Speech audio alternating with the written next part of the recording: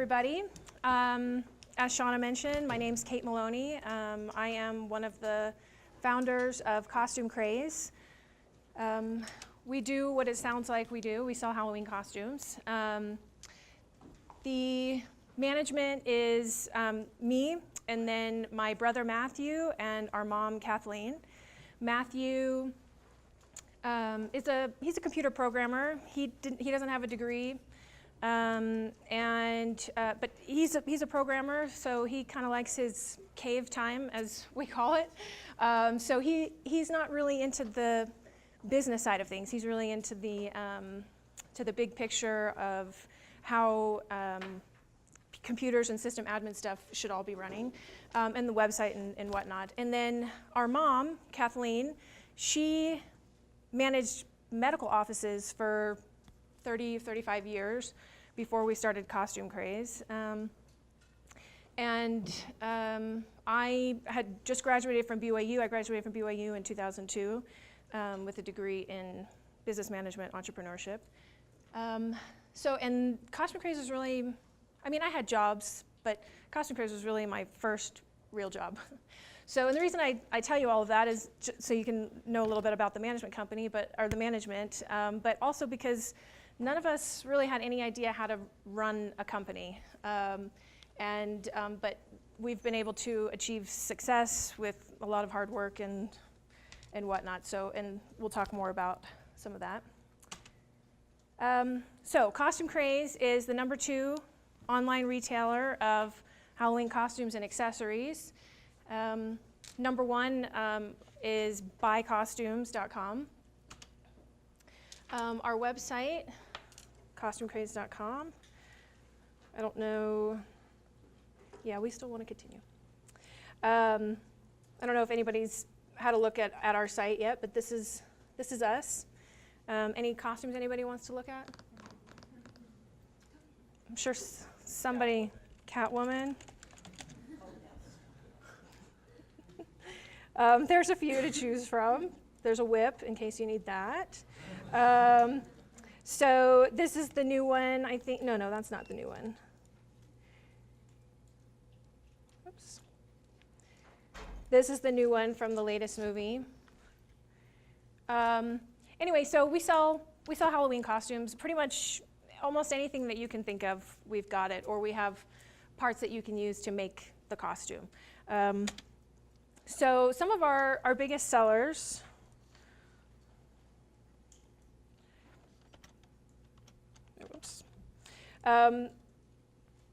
is the Ghostbusters costume, which I think, we've done some speculation over the years about why Ghostbusters is our #1 selling SKU. And we think it's because if you go as a Ghostbuster by yourself, you're kind of a dork. But if you go as a group, then maybe you're cool. I don't know. But we always sell, and when we sell Ghostbusters costumes, it's not typically quantity 1. It's always quantity 4 or 5 or greater. So one of our other popular costumes is Fred Flintstone. And I think it's similar thing with Fred, except you don't usually see a whole bunch of Freds going out. You see Fred and Wilma, Betty and Barney, and Pebbles and Bam Bam. So it's sort of like a group outing, and everybody dresses up, in the theme. And then another one of our popular ones is Lucy. She just got discontinued, so we don't have her anymore. But I think the manufacturer lost the license. Excuse me. So, okay, so let's do a little bit of history here, before and after. In 2002, when we actually started in 2001, but really nothing happened in 2001, so we just skipped that year. In 2002, we had no employees. It was just Kathleen, Matt, and I. And at that time, we were actually not supposed to be a costume retail store. We were supposed to be a software company. My brother Matt, the programmer, he wrote some software for internet retail companies to use that would help them get better rankings on search engines using search engine optimization. So, and depending on how interested you guys are, I can give you a little bit more detail. I'm not a programmer, but I can give you a little bit more detail about how it was supposed to work, but or how it does work. So anyway, he wrote this software, and then after he wrote it, he told us that really this is just a theory. I don't know for sure that this is going to actually work. So we need to pick a test product and put up a website and actually sell the stuff, and then watch and see if we go from 0 ranking to get up to the top 10, maybe top 5, even top 1 or 2, hopefully. And so the test product that we chose was costumes. Monk robes he wanted to do because he thought those would be fun for fraternity brothers. So monk robes, and then he also insisted that we had a chicken costume and a gorilla costume. So that's what we started out with at first. And Star Wars Jedi robes. This is 2002, so I think episode 2 was coming out in 2002. So anyway, long story short, that first Halloween, we had, during the non-Halloween time of year, so January through July, we had 1 or 2 orders a week. So not a whole lot happening. Sitting like this most of the time. But then that Halloween season, our biggest day, we had 22 packages. And so 22 orders going out in one day. So to go from 1 or 2 a week to 22 in one day was like pretty phenomenal. And I remember calling them, telling them, oh my gosh, you guys, I wish I had my camera because my trunk is full. I was like jumping up and down with excitement that we actually had 22 packages. But that was maybe my first inkling that this costume thing could be something. So, and then to contrast that with 2011, we had over $14.5 million in sales. And during the off season, so from January through July, we had 33 employees. And on our busiest day of Halloween in 2011, we shipped out over 20,000 packages. So a big jump. So a lot of people want to know, how did you finance this whole operation? So with the service company, there's you just have your people mostly. That's your major outlay in cash. But with an inventory-based company, because we're ordering the inventory and then shipping it out of our own warehouse. So how are you, because now we have to buy all this inventory and then cross our fingers and hope that it sells. So where do we get all the money to do this? So we borrowed a little bit of money from family. I had a small inheritance when my grandfather passed away, and so we used that to fund some of the inventory purchases. We got an SBA loan in 2004. That was surprisingly difficult to do. You would think we're a small business and it's a small SBA loan, so it should be easy.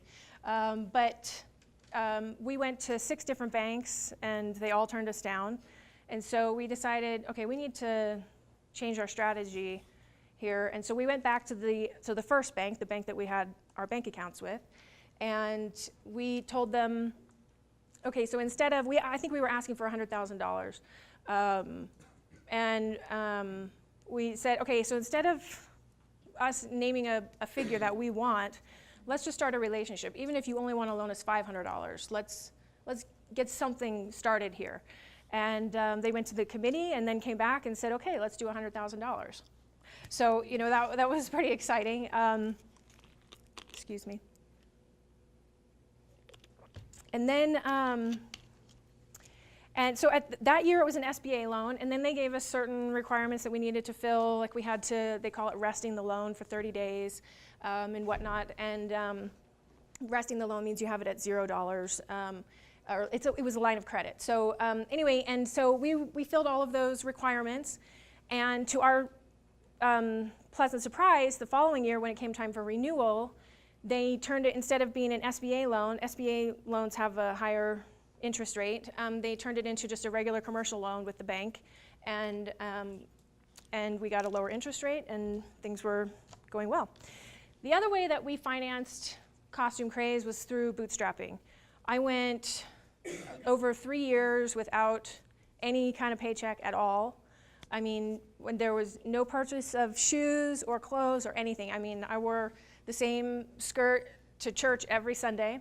And you know, it was, at the time, I mean, that sounds brutal, but at the time I didn't mind really all that much, because when you're building a company, and you can see there's so much promise and so much that could happen, stuff like that. I mean, yes, you're in it for the money, but you're not really in it for the money. A real entrepreneur, I think, is really in it for the excitement, the intrigue, the possibility of, you know, passing these what seems like insurmountable odds and whatnot. So those are the main ways that we financed our company. So costumes. Why on earth did we choose costumes? So I told you a little bit about Static Advantage. That's the software that my brother wrote. It saved a lot of money on highly skilled employees, because we didn't have to have programmers editing the website on a daily basis, or as we changed prices, put things on sale, or added new products. It didn't require a highly skilled person to do those functions. We could just have a regular person. So, and then I mentioned that it was an experiment. I think also, I guess I want to point out that costumes, well, actually, let's move to the next slide here. Okay, so the problem with selling costumes. Why would we choose costumes? At the time, when Matthew first did the research to discover which product should we use as our test product, so when we go to sell our software to these other companies, we can, you know, prove to them, hey, look at this little website, look how well it's doing on the search engines. He did some research using Google AdWords tool, I think, at the time, and discovered that there were a lot of people searching for monk robes, but there weren't a lot of people selling them. And then coupled that with his love for fraternity, whatever, you know, that seemed like the perfect product. So, one of the problems with selling costumes is that it's hard to have, or it seems like it might be hard to have a competitive advantage, because the costume that we're selling is the same costume that they're selling at Costco, at Walmart, at Target, at Buy Costumes, our biggest competitor, at all of these different places. We're all selling pretty much the exact same stuff, especially when it comes to something licensed. From, you know, Batman or Superman, there's only one manufacturer who's allowed to make those products. So we're all selling that manufacturer's stuff.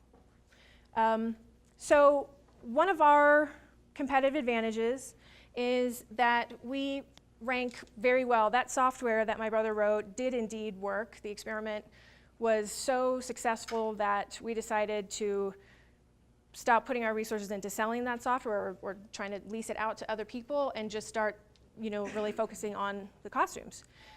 So one of our competitive advantages is that we rank really high in search engines, and we don't have to pay a penny for that ranking. So all the traffic that comes to our website, we get them there for free. So that savings is huge, especially when you're first starting out. That savings was, I mean, I don't know that we could have continued without it. So, I'm sure we could have continued, but it would have been at a much slower pace, I think. So another competitive advantage that we have is our order management and processing software. That's all homegrown. We have a team of programmers who built it and continue to maintain it and improve it on a regular basis. And someday, when Costume Craze is really running itself, maybe we'll get back to selling the software, and maybe we'll sell this order management and processing software as well. And then, of course, we have our management team. The three of us work pretty well together. A lot of people are weary of going into business with family members, and rightfully so. I'm the youngest of four, and I have a sister who's an attorney, and a brother who's a CPA, and then my brother Matthew, who I work with. But if I was to try to start a company or run a company with my sister, the lawyer, or my brother, the CPA, that would be a nightmare. I love them to death, but they're just their personalities don't mesh well with the entrepreneurial spirit. So they need to know the answer to everything before they start, and they're just risk averse. So if you are considering getting into business with a family member, be sure that you are being real with yourself about any kind of concerns you might have about personalities meshing well and whatnot. Because once you start, and there's money mixed in, and it can get ugly, I think. So marketing. So I mentioned Static Advantage several times now. That is still to this day our number one source of customers, number one source of revenue, is that software that helps us rank high on search engines. Pay-per-click, we've experimented with it several years. We go back and forth on, because we know that other people some of our competitors are doing pay-per-click stuff, and they're making money. But in our experience, maybe because we're not good at it, I don't know, but it hasn't really paid off well for us at all. I remember one year, we spent $10,000 in one day on one search term, and that was, I said, okay, forget it, we're not doing this anymore. So, however, in 2012, it was in September, unfortunately, bad timing for us, Google Shopping results were no longer free anymore. So and Google Shopping used to be, a free service for people like us. You send them a feed, and they list your products, and the results are tallied like their other results just by what's most relevant to the person's search. But it is no longer. So now, I don't know why Google would choose to do that. That's another topic altogether, I guess. But because now the results are not as relevant to what people are searching for. It's only going to show you results from people who actually had the money to pay to get up there. So anyway, another thing that we do for marketing is we have an affiliate program. I don't know if you guys are familiar with affiliate programs, but some popular company that a lot of people use is Commission Junction. If you have a blog or something and you write about a product from Costume Craze, and you put a link on your blog to our product, and you sign up to be an affiliate, then if somebody clicks on that link on your blog and then they purchase, then you get a commission. You get a piece of the sale. So so we have an affiliate program with a couple different companies. So and then we also have stores on eBay, Amazon, Buy.com, and Newegg, places like that. And then we do social networking stuff as well. It's hard to tabulate if you're actually making any money off that stuff, but we do it, and I think in the long run it's worth it. So we're going to keep doing it. Okay, so we started it out of our house, and when we first started, we didn't realize what was actually going to happen. Like I said, we were supposed to be a software company, not a costume company. So so we started out of our house, and to save money, all three of us moved in together into Matthew's house, so we weren't paying rent at different apartments and whatnot. And slowly, I shouldn't say slowly, I think it was actually pretty quickly, the house became overrun with costumes everywhere. I mean, when I say everywhere, I mean everywhere. The kitchen was not usable as a kitchen because it had Elvis and Marilyn Monroe costumes in it, and the bedrooms had desks in them. My mom's bedroom had her desk and another employee's desk in her bedroom. I mean, no privacy at all. The whole house was literally overtaken by Costume Craze, like a monster just taking over the whole thing. Anyway, so when we moved into our first warehouse, we took some pictures, and it was so crowded in there with costumes that you really can't tell that much, because everywhere you can get a good vantage point because there was crap everywhere. So, here's the living room right here, and behind all of these boxes here, I didn't realize when I moved into the house, I didn't realize that there was a fireplace back there along that wall. So, when we got rid of all of the shelves, we saw the costumes. So, like I mentioned, all the bedrooms were taken over by costumes. So I'm right here in the corner. I don't know if you can see that, but here's Matthew's bed. And we used these, the costumes and the boxes and stuff to try to make him like a wall of privacy. And then the furniture, like I said, it was totally overrun with costumes. So here's all of our furniture just shoved up against the wall. If you wanted to sit down somewhere in that house, you had to sit at somebody's desk in a business chair. And then we moved into our first warehouse, and we thought that his house is like maybe 2,000, 2,500 square feet, something like that. And so when we moved into our first warehouse, it was 11,000 square feet, and we were thinking, man, it's going to be forever till we fill this thing up. But it only took about 2 years, and we were overflowing. Anyway, so that we've moved a couple of times since then. So now we're in a 60,000 square foot building in Pleasant Grove, and we got tired of moving, so we actually bought the building we're in now, and it came with 4 acres behind the building so that we never have to move again. Okay, so one skill I would say, well, actually, I guess maybe I should open it up for questions, because I guess I'm sort of done talking about costume craze per se. Any questions or thoughts or concerns? Yeah. You said that your brother developed this program. Could you explain a little bit more how the details that yes. So the theory behind the way the Google bot and other search engine robots work is that and there's plenty of documentation too, so I guess it's not just a theory, but they prefer static pages over dynamic pages. So Matthew's idea was that we needed to have a static website, but it's very difficult to have a static website that has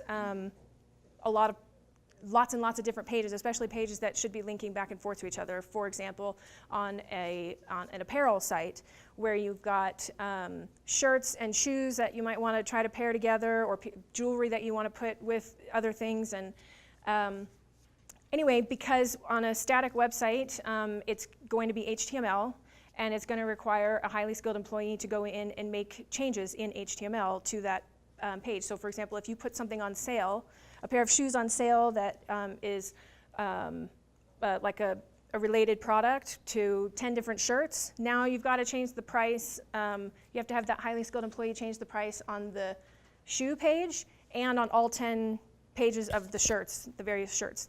So his software, it created a database that would drive the website from the database, yet still be yet still be static. So, and as recently as maybe 2 years ago, this was back in 2001, and as recently as 2 years ago, I saw an article in a magazine that reiterated that having a static website driven by a database is impossible.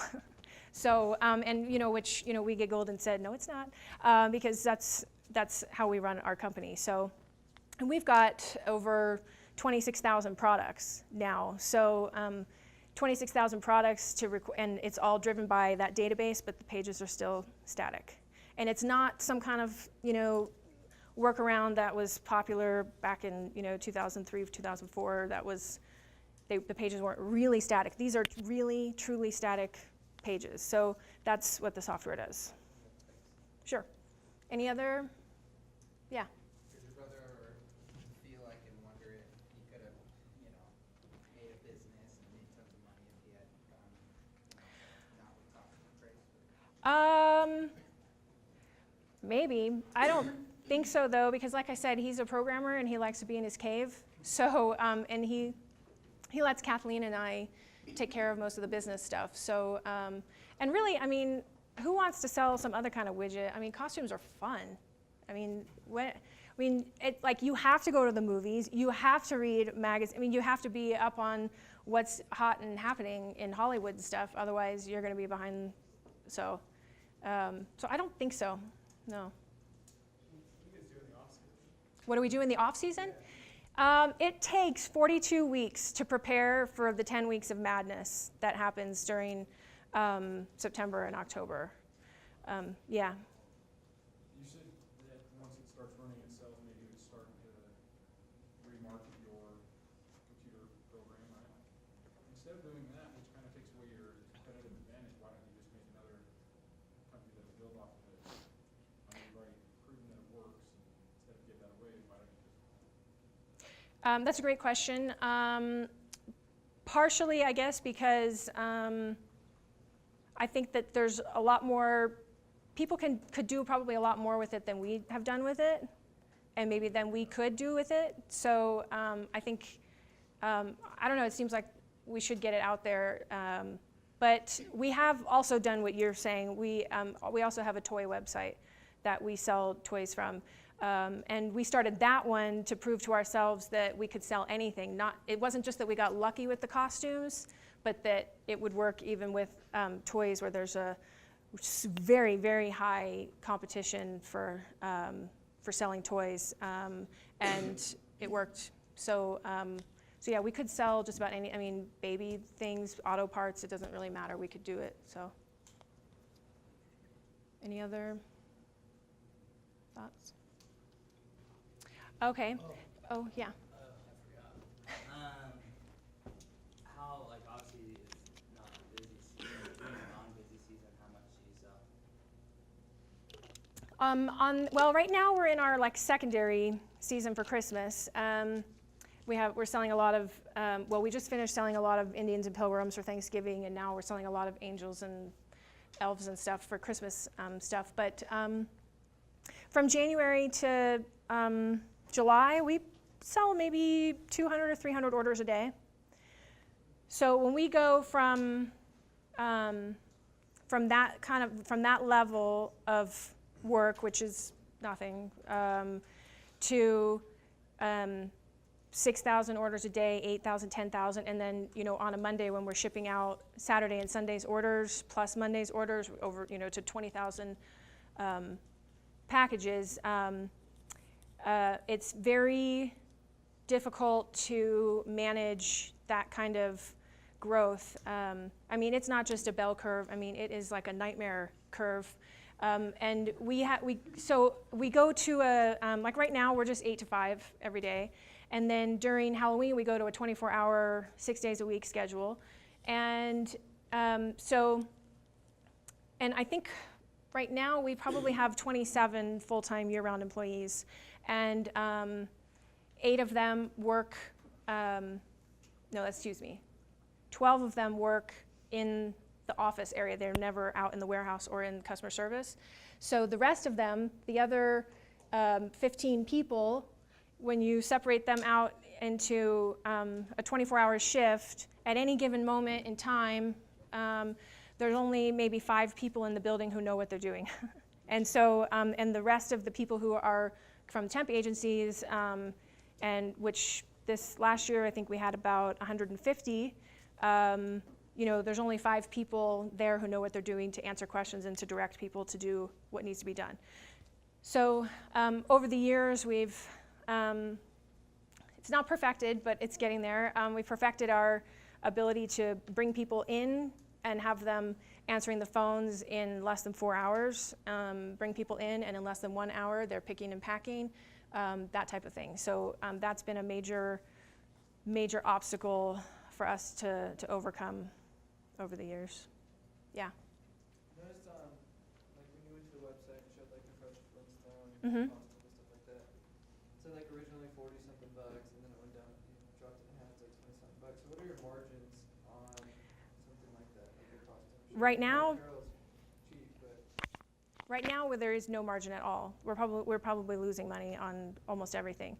But it's the after Halloween sale, it's Cyber Week, you know, everything sort of kind of came together at the same time for us, so in our industry. So right now it's super cheap. So if you want something, buy it now. Is that just because you have to compete against, is it like price match? I think it's because I like Black Friday. I like shopping on Black Friday, and I like shopping Cyber Week. So I don't know. I think because we want to participate in the whole whatever. The economy sucks, and we'd like to. You know, we're doing okay during the rest of the year, so it's okay for us to give a little back, I guess, Okay, so to speak. Pretty much in January. But then typically, let's say Halloween season, you've got normal prices to do marketing on that? Yeah, so, well, our margins, so we keystone all of our products. Keystone is if it was $15, we're gonna sell it for $29.99. So that's, our costumes, to my knowledge, is probably one of the last industries that you can actually still keystone your products, because there isn't that much competition. I mean, there's some competition, but you know, like at Walmart, how many products can they fit on their shelf? Do they have 26,000? No, they don't. So for us, you know, maybe the 20 different products that they carry, we're going to have to lower our prices some to try to match them or be at least a little bit competitive with them. But they don't carry, you know, 1/100th of what we have. Especially for like a true fan of something from like Harry Potter or something. I mean, we have every single accessory there is possible. I mean, including a lantern if you want to carry a lantern while you go trick-or-treating. So, or a broom if you feel the need to fly from one house to the next. So, I mean, we have everything. So, yeah, so for certain products, yeah, we're going to have to sell them below what we want to sell them for. But on the vast majority of our products, we can sell them at that high margin price. You talked about being like on top of trending things, like new movies or whatever. Can you describe kind of the process of how much, or how you determine how much of what product you'll order versus not order? Sure. The best way to describe it is gut feeling. And the reason is that, I was going to maybe draw something. But anyway, so obviously the calendar goes from January to December, and Halloween falls at the very end of October. And most of the blockbuster movies are in summertime in July or like the week of Christmas.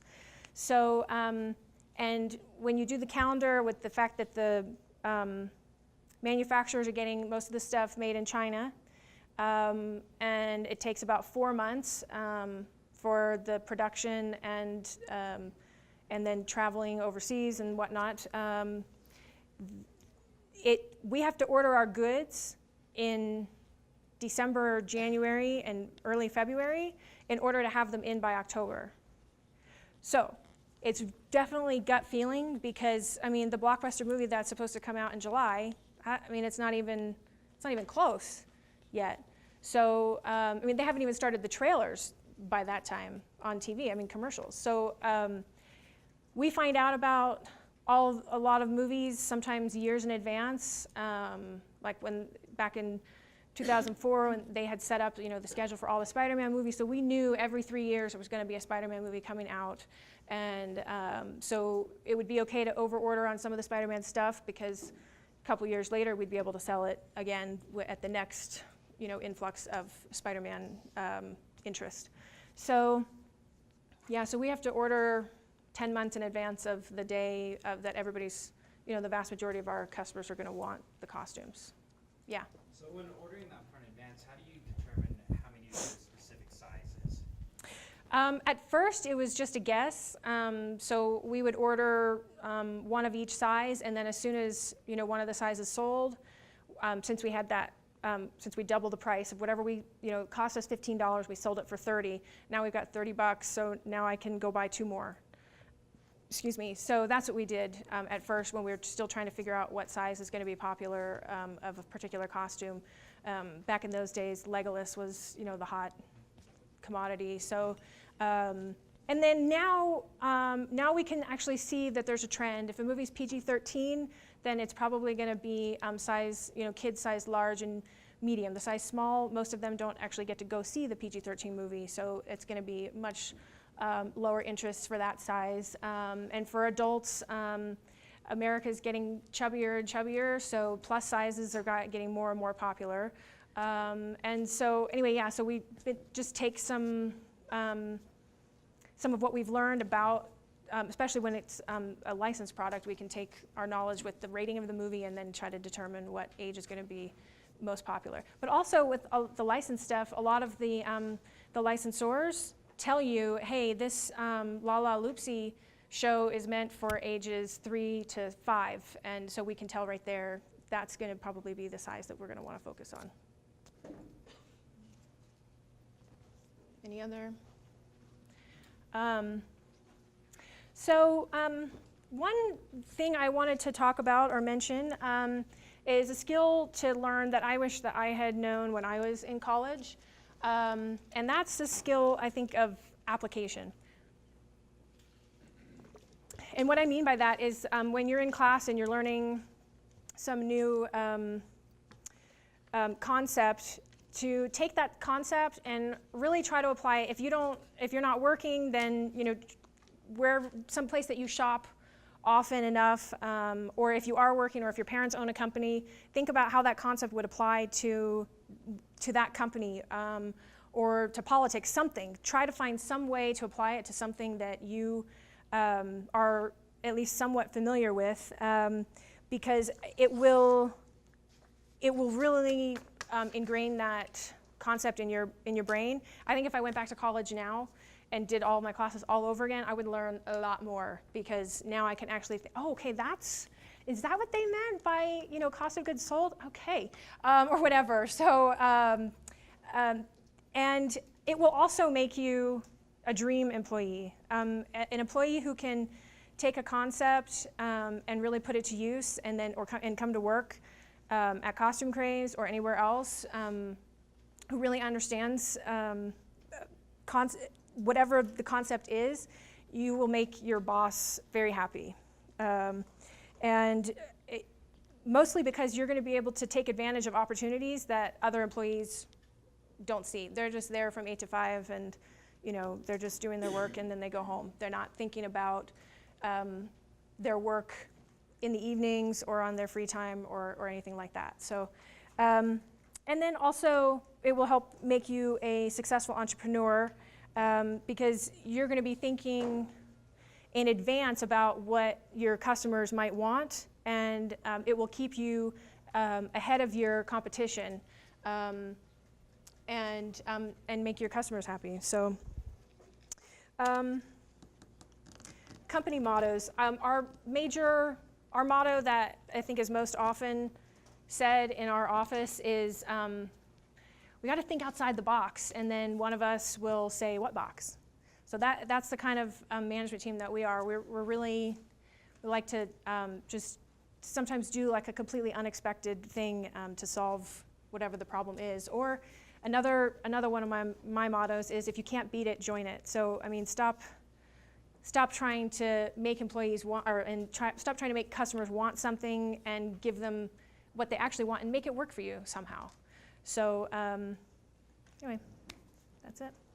You'll join me in thanking her.